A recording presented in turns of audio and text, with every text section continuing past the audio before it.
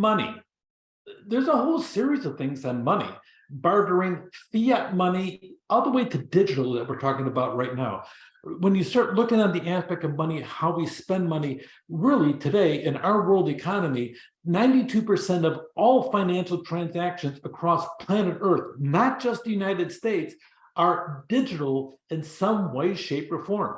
There's even stores in the United States that started trying to decline accepting money, cash money. They would prefer to sit down there and have a credit card or a debit card. On a credit card, keep in mind as to, from my perspective, I think it's kind of foolish, but they're running their own business, so it's up to them. But on a credit card, when you put your money in and they take that credit card, that store is actually paying about 3.5% to the credit card company. So if you buy $100 worth of merchandise, really the store is only getting $96.50. They're going to pay somebody else $3.50 for you to use that piece of plastic on it. That said, it doesn't seem to be smart to me to decline money, but it's faster, and they think that by making it faster and easier, more people will come, and they save some on labor dollars and don't have to track the cash money. Yeah, there's merit to it. Everybody's doing what they want to. What's nice about America is we're free. Okay, other countries, not so much. Money today, 92% of transactions are digital. Only 5% of bank transactions actually happen inside of the bank. Okay, we live in this digital financial world. Money is anything people accept as payment for goods and services.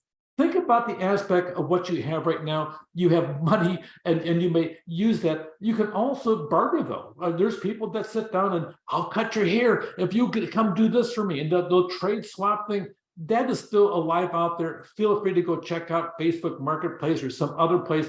People are willing to barter. That is not the era of bygone days. In areas of high inflation, you'll say that even more.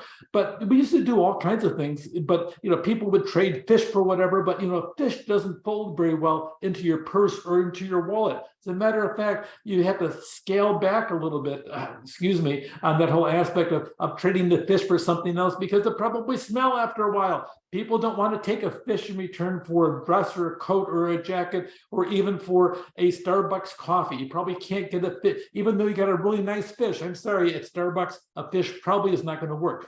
Bartering isn't a good methodology anymore. Even sometimes money is taking some really odd turns.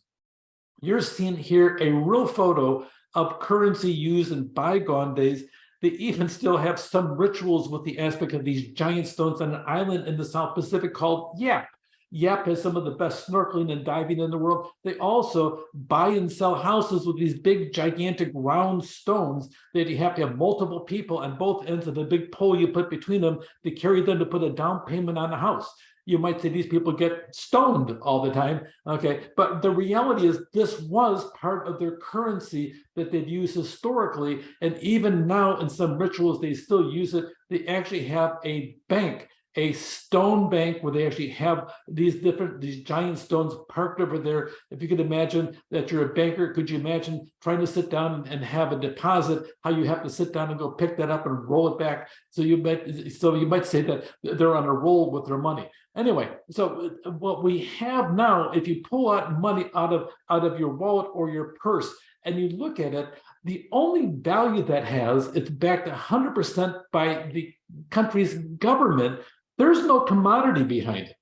You can bank some money yourself and you can print it, except people probably won't trust you. In my case, if I had David's money, okay, and I tried to pass it off at the local store, they probably wouldn't take that. But they take it because the money I have in my wallet now, because it's backed by the Federal Reserve System as part of the United States government. So the US government, people trust it enough that they can print money and they'll accept it in exchange for goods and services because they have this commodity they can pass back and forth. It's fiat money. That's what we call fiat money, because it's backed by a country's government. You go to Japan, they have their own fiat money. You go to China, they have theirs. You go to Europe, they have their own fiat money.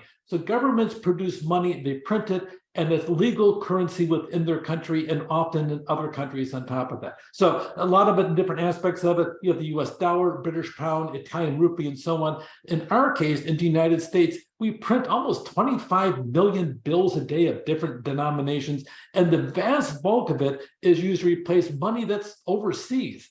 You have different things they put in there. There's ridges on the coins to prevent counterfeiting. And sometimes we go to extremes just to make certain the money is available. A penny costs 1.5 cents and a nickel costs 7 cents to make more than the value on there. I don't know, that doesn't seem to make any sense to me, but it makes sense to somebody else at making the sense. So therefore, sense is somewhere in the process of making the sense. And figure that one out. Okay, the most tracked bill in the record. George Washington has traveled over almost 15,000 miles in 12 years. George likes to travel an awful lot. So that being said, where's George? George Washington on a dollar bill. That's the record that we found in it. But the reality of money facts, there's an awful lot of currency exchange. And at this moment, the United States dollar is the #1 currency used in exchange across the entire planet. And that's because the US dollar plus almost any other fiat money, because keep in mind, this is backed by the good faith of a government, is portable. You can actually easily fold it up. You can put a dollar bill and put it in your pocket much easier than you can put a 2-pound salmon. It won't fit very well in your pocket. They're divisible, it's stable, it's durable, and it's unique. Now, electronic money is even more usable in any one of the forms.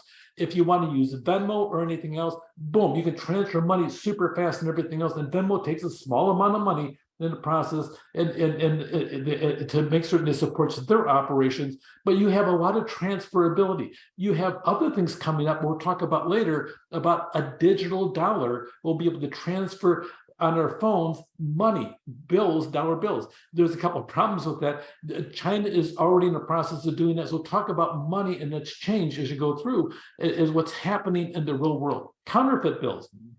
Here's a piece of fiat money, and it's actually an actual copy of an American $100 bill. You'll see the watermarks in the background. If you see the blue bar in the middle, that actually is a piece of metal that's embedded inside of the fabric of the bill. And I use the term fabric because really our bills in the United States are not really printed on true paper anymore. The paper looks and feels more like a piece of stiff cloth, which is the secret really to the money itself.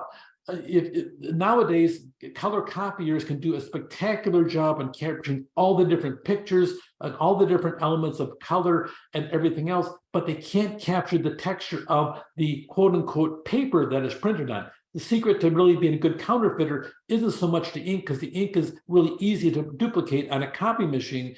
The truth of the matter is it really is the actual paper or the product that the money's printed on.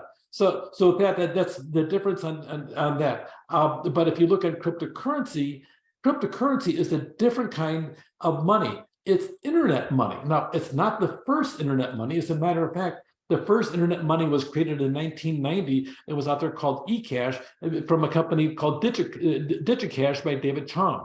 And the problem with some of this stuff, some of the governments got all upset about the aspect of making internet money that they claim they're making fraud and counterfeit money and trying to swap things back and forth. But you'll see you had eCash, B-Money, BitGold, Hashcash, eGold, even Coca-Cola. They started trying to buy vending machines using mobile payments. That was the very first time trying to do transfers there with Coca-Cola. PayPal launched a US dollar denominated service in 1998. People tried to use internet money, but it really wasn't until 2009 that we really had Bitcoin that was actually launched, and it was based upon a paper written in 2008. We're going to explore that paper in detail as we go through the class. But in 2009, it was launched, and miraculously, nobody knows the author of who authored that paper.